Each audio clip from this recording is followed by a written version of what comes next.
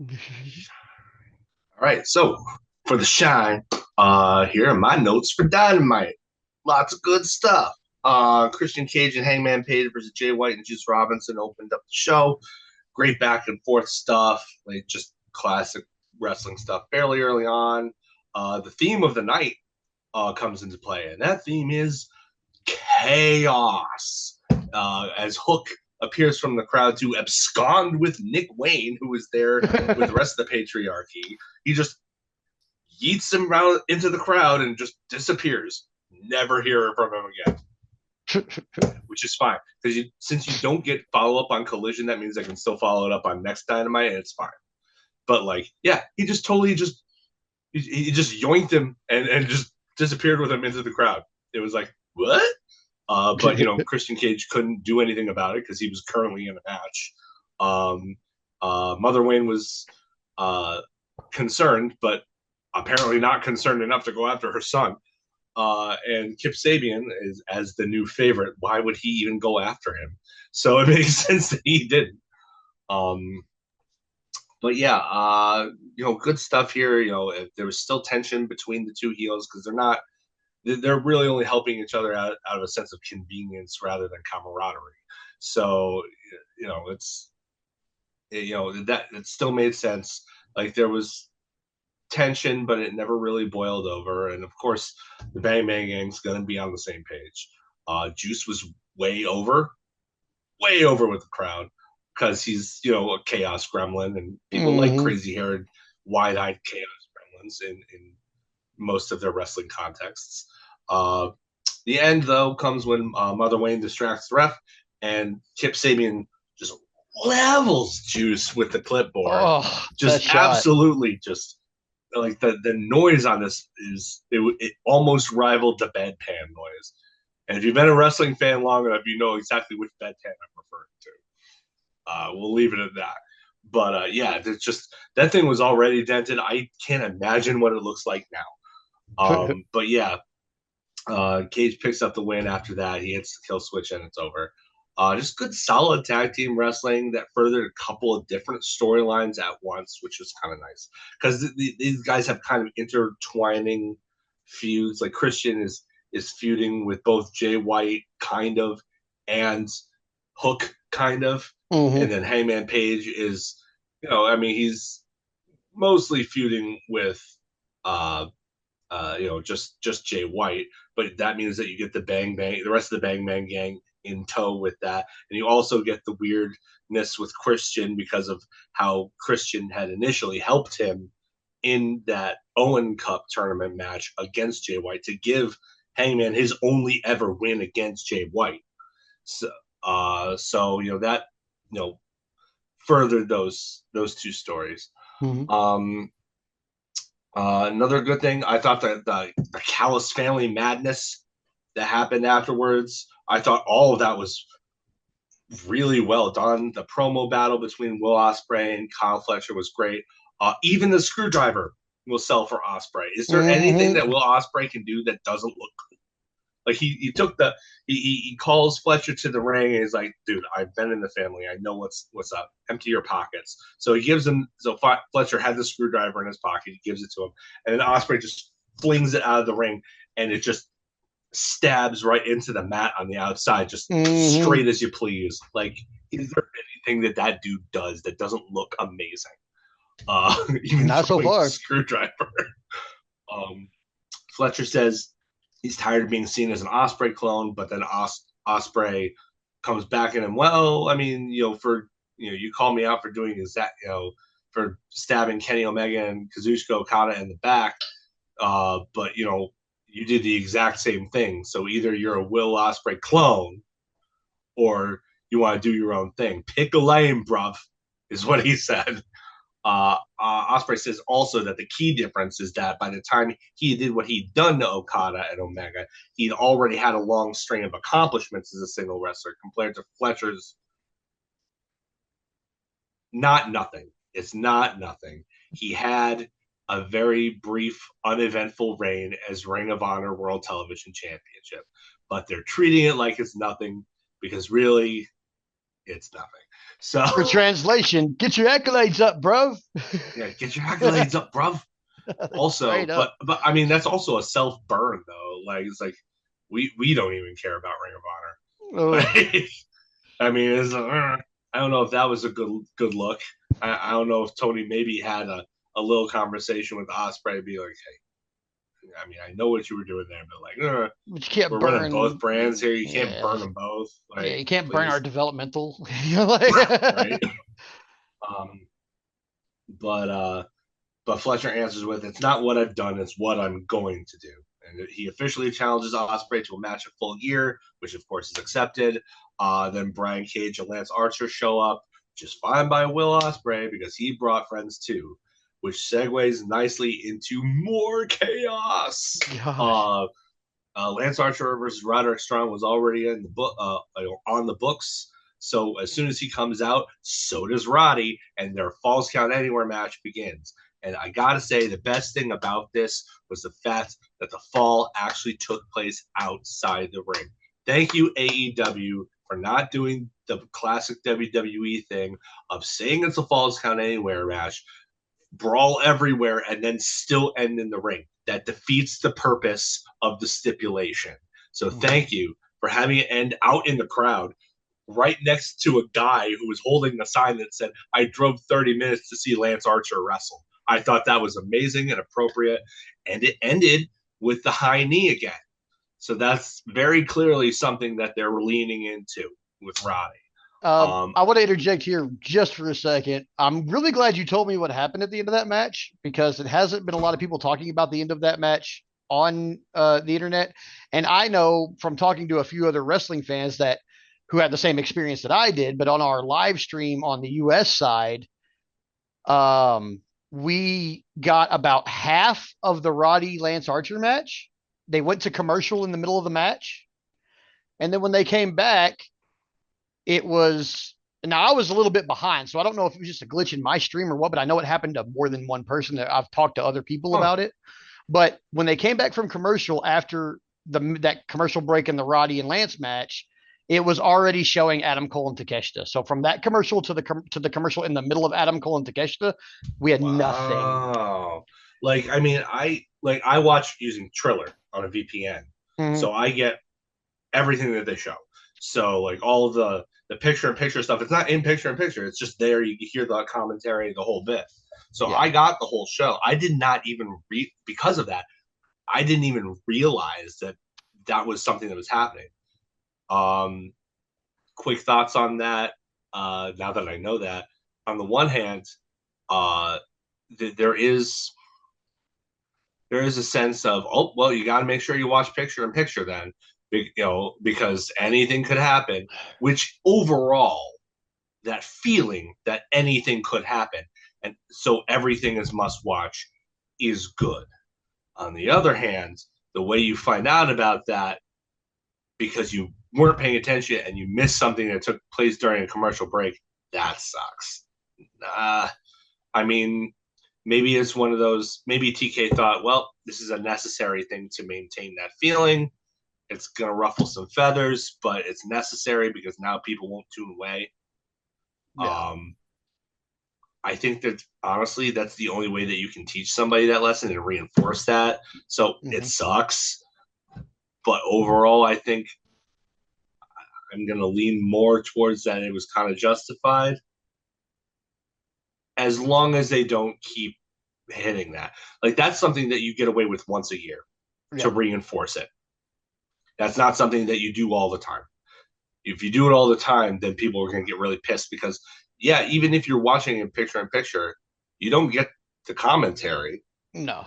I have to watch the Like Triller feed to get that. I Yeah. do See, I because watch I the Triller feed watch on most of the Triller. time. But Yeah, but see, most of the time that's where I watch, but I was not able to watch the Triller feed this week, so I had to watch like a so that's VPN feed or something like that, and it so was you would have effed. been in the same. We wouldn't even be talking about this if you had been watching the Yeah, if normal I way just you watch watch. Triller like I normally We do, wouldn't yeah, because even there's no know. PIP or anything like that. I always Yeah, hear the funny commentary when they're supposed to be a yeah, commercial and all yeah. that, So It gives me good feels of going back to AEW Dark, yeah, yeah. where the commentary was like, we're just here to have fun.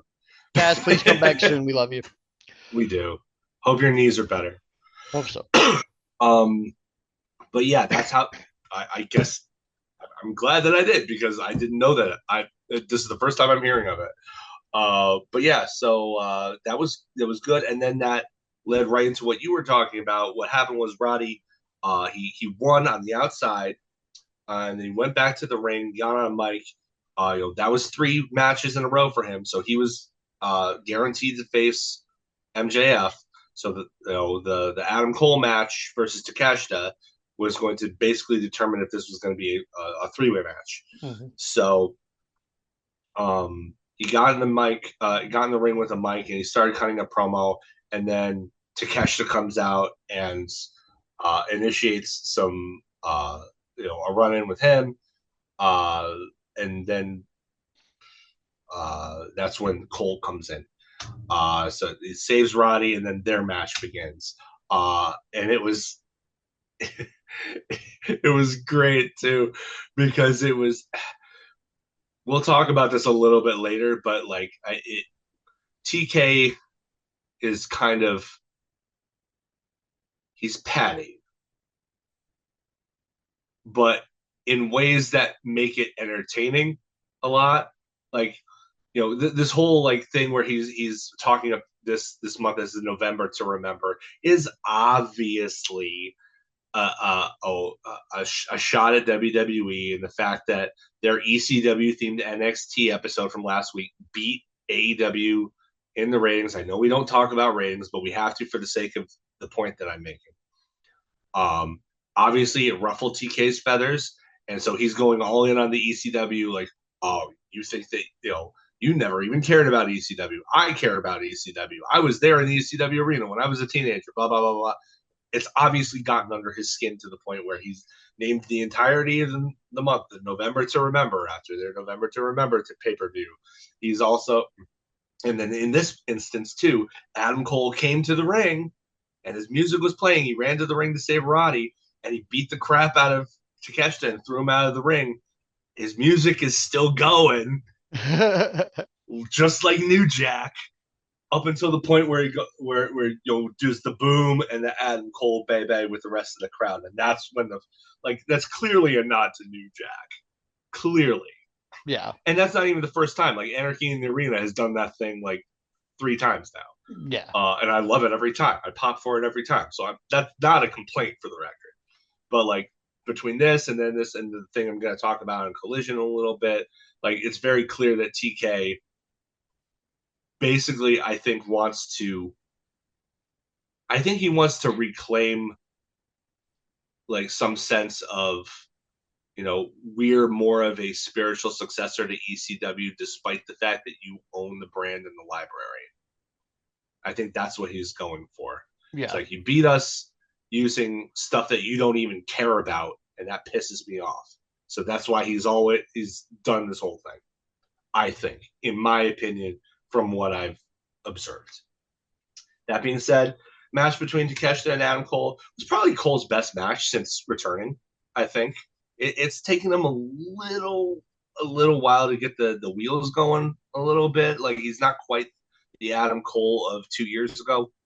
Uh, but I think Takeshita brings out the best in everybody. Generally, that dude Yeah. is an excellent professional wrestler. Uh, but yeah, like I love the flow of all this. This went from in ring promo to match as like one big entity, and that really helps. I know now that it was interrupted by commercial shenanigans and that interrupted the flow. But if you were watching on Triller like I was, to me it felt very immersive because everything flowed into each other. There weren't any breaks really, so it was like, oh, these things were naturally consequences of what came before it. They're not segments in and of themselves that are isolated. It was just all big one thing, which makes the universe that they build feel more immersive and it draws you in. At least for me, that's Mhm. what it did for me. The match actually, I was going into this match, I was very concerned how it was going to end because on the one hand, you have Adam Cole, who needs to face MJF. And on the other hand, you have the international champion who already took a pin in a prior tag team match. Really can't really afford to be losing non-title matches. So they leaned into the Dynamite Diamond ring. They had Takeshita roll out to the ring, outside the ring, finds the other kind of ring, puts it on his pinky, smashes Cole with it. 1, 2, 3. And to prolong this thing, I guess, it's just going to be Roddy and MJF at Full Gear. Cole loses. Mm-hmm. So I imagine Cole will probably be in Roddy's corner at the pay-per-view. I can't imagine him just sitting out the show. I imagine he'll probably play into the finish and probably cost Roddy the match accidentally.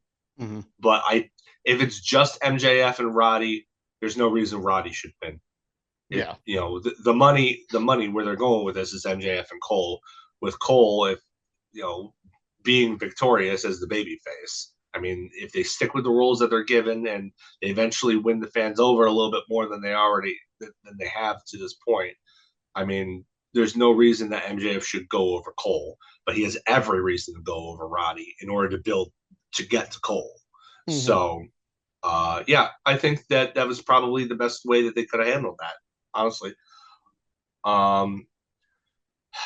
Something I didn't really care for,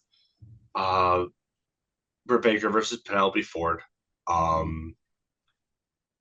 Penelope in the ring hasn't really looked like she's lost much of a step, even despite being out of the ring for two years.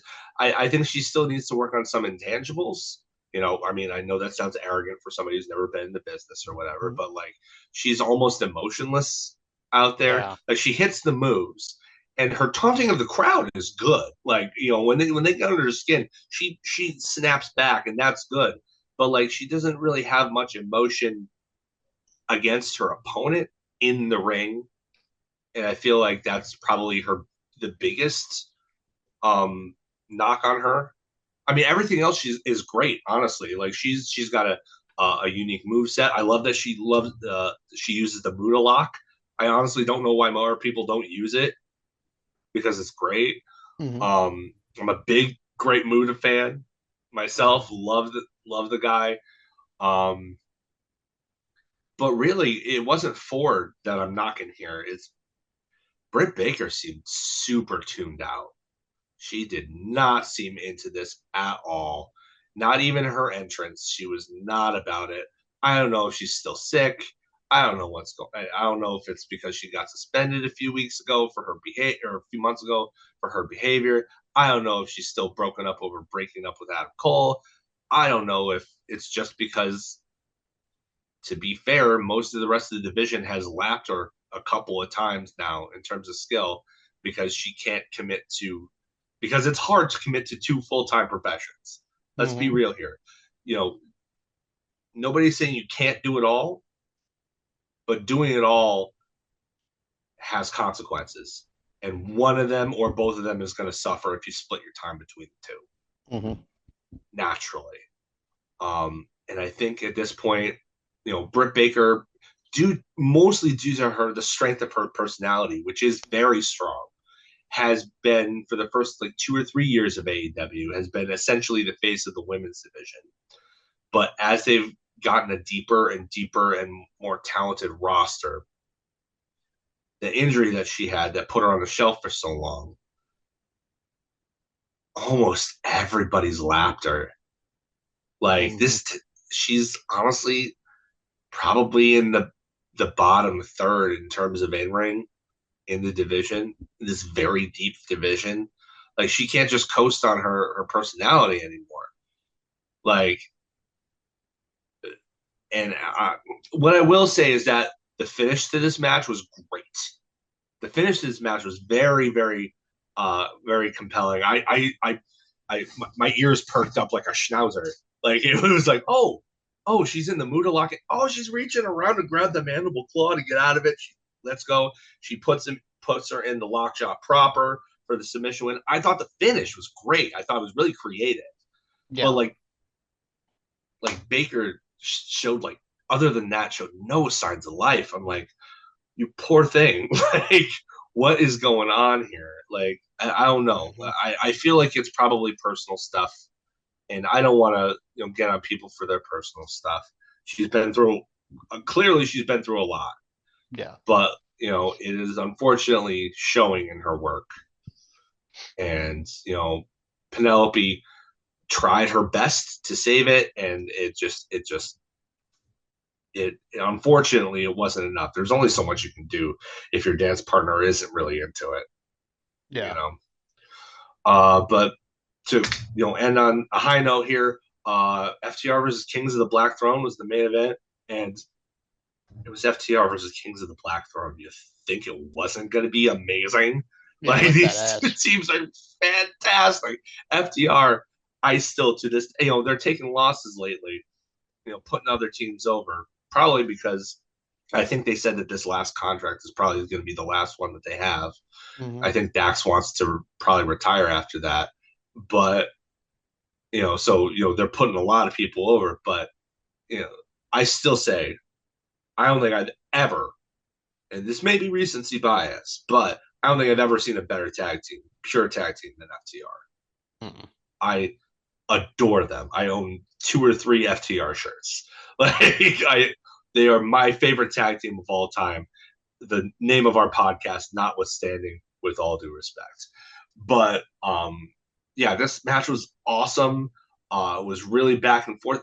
I was kind of surprised by how vulnerable Malachi Black allowed himself to look. He got beat up pretty good Yeah. for a lot of this match. I think probably just to mark the contrast when Brody King came in and just beat the crap out of everybody. But if that's what the thought behind it was, it worked. Yeah. Lots of high spots, false finishes, including a very close near fall off of what was going to be Dante's Inferno, but countered into the Shatter Machine Mm-hmm. on Brody King, only for Malachi Black to make the save. And then that cringe-inducing spike pile driver on the Oh apron. God, man. I was like, Malachi, are you okay? Are you all right? Because it looked nasty in the best Yeah. way. Um, the end though came when Brody kept trying to hit Dax with lariats and pinning him, and Dax just wouldn't stay down, so he just choked him out, standing, standing rear naked choke and you could tell like Dax was really like trying to look like he was going dead weight to make it seem like he was really legit getting choked out. Mm-hmm. That's one of those small things I love about Dax is he tries so hard to make those little things make it more uh, realistic looking, and Mm-hmm. he just chokes him out in the middle of the ring, and there was like this gasp in the crowd, like, oh my gosh, I didn't expect that. I don't think anybody expected that. Right. But yeah, and they put them over, and they shook hands afterwards, and that was that. It was a good victory for Black and King. I think I want the world for FTR, but they'll have their time. And as far as putting teams in the 4-way, nobody's beating Private Party. So like, just give other teams that don't get as much exposure some time on pay per view. You Mm-hmm. know that's how I feel about that. I think that's perfectly acceptable. Yeah. It was a good show, man. I really enjoyed it. Yeah, I thought it was a really good show overall. I mean, the women's match notwithstanding, and that was only because one person was having an off night, maybe an off week, month, year, whatever. But like in terms of this, it was an off night. It wasn't because of both people; it was because of just one person. Mm-hmm. So everybody has bad nights. I have I have bad days. Um, I have days where I don't want to do anything. I suffer from chronic depression and anxiety. Yeah, I get it. I Mm-hmm. totally get it. So I hope that Britt works through her stuff. I hope that she come back stronger because I do think that she has. I really do think that she can still add to this division. Um, but it's not whatever it is. It's not going to be as high profile as she had enjoyed until she can devote more time to the in-ring work, I think. Mm-hmm. You know, and that's up to her to find. But you know, hopefully she can work through it because I really do think that she's a net positive for the division, even if her heyday is probably in the rear view.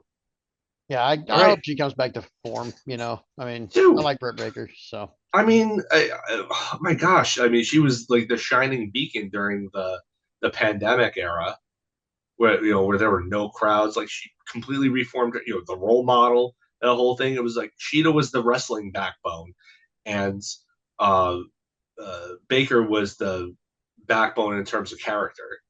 yeah, So like it was as she's earned her spot on the roster.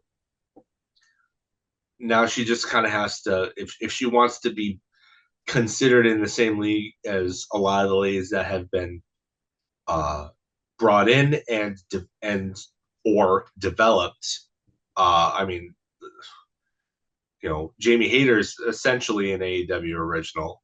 She wasn't like brought in from somewhere else. Her coming in and Mercedes Monet coming in are two completely different scenarios.